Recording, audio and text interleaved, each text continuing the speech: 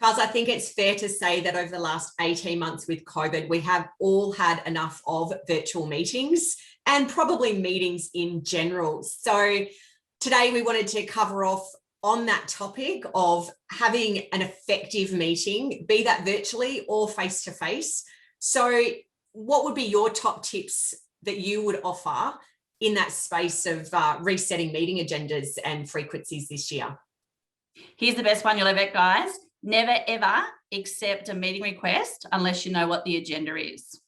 What it does is it sets the expectation. So never, ever send one without an agenda and never accept one. It'll be amazing the amount of meeting requests that will actually stop when people know that that's your ethos, but it will give you a really good indication of also what you're walking into. Can I add to that, Kylie? Can you please try to just review those agendas? So often I go into a business and the agenda has been the same for the last 5 years and everyone is so sick of it. So it doesn't have to be the same every week, every month. Look at it, review it. And I suppose, thought process on that is if I don't want to attend a meeting, the team don't want to either. Absolutely. And I think like this is really common, right, with property management and sales meetings every week. I think share the load, so share the burden. But if you've got people running those meetings that are just not engaging and people aren't turning up, there's a reason. So change the facilitator. If it's something with your leadership team or your one-man band and you've never done any training in train the trainer or running effective meetings, that's probably the first place to start. What are your thoughts on that, Lauren? Yeah, absolutely. And I think it's a great space to enable your team to get some practice around facilitating those conversations and facilitating those meetings. That's only going to benefit them when they're talking to clients as well. Yeah, and I think like let's just take a sales meeting, for example.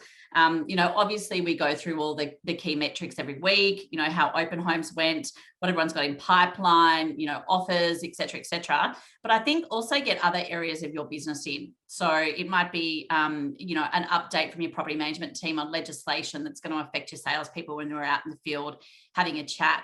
The housing market updates that are provided by a lot of the data houses are fantastic. A lot of the major portals put a lot of information on every week.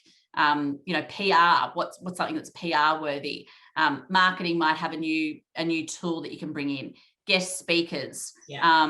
But spice it up a little bit and get the team engaged in whether they think it should be face-to-face, it should be virtual. I know everyone's sick of virtual, but I still think there's a space for it from an efficiency point of view, particularly when you've got people doing, callbacks on Monday or Tuesday or vendor reports or things like that. But just engage the team and find out what they want or look at other officers or other leaders in business and share and collaborate with what they're doing as well.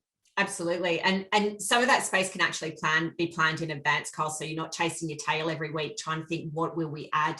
Guest speakers, sit down, map out the next 12 months. You can, I'm sure, organize somebody to turn up every week for 10 minutes to talk to your team. But if you do that in one go, it's all done. So absolutely, I'm all for efficiency.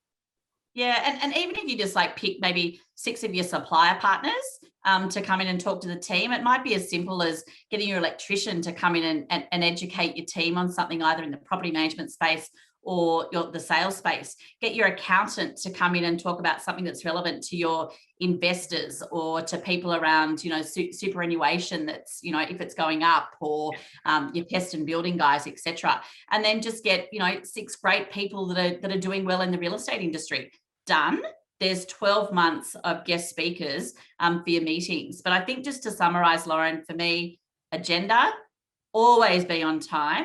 Your team's not going to be on time unless the leader of the business is being on time and being present. Yeah, absolutely. Couldn't agree more. Review what you're doing, guys, with your meetings. Change it up. Don't be afraid to do something a little bit different. See you guys. Bye.